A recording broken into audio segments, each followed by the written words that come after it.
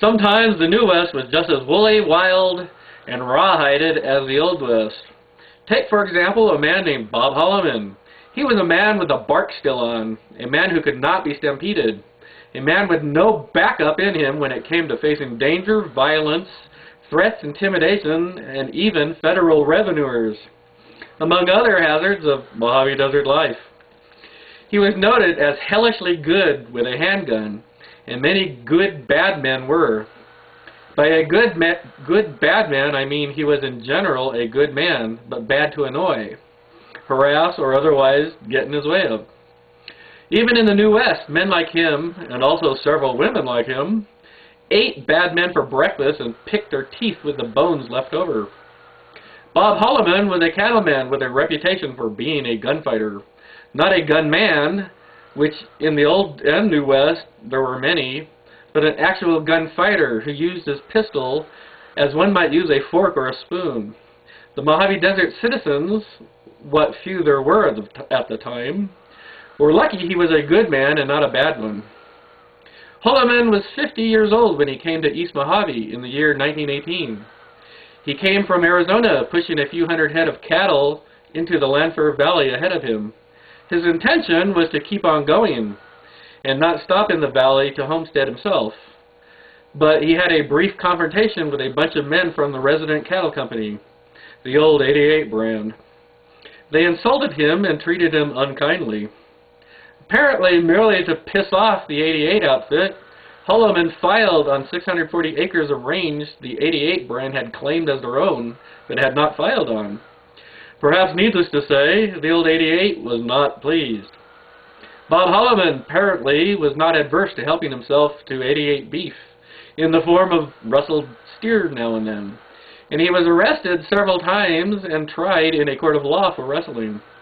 Now and then, Hollimon provided beef to starving homesteaders.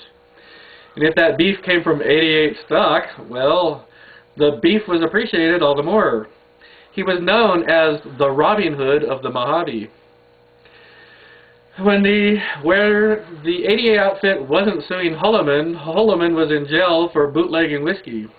The problem was his whiskey was so damn superior to every other bootlegger in the area, nobody had the heart to convict him.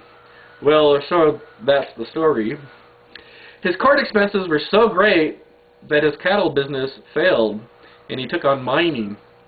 In the year 1925, the 88 outfit, which later became part of the OX outfit, apparently had had enough of Bob Hollimon.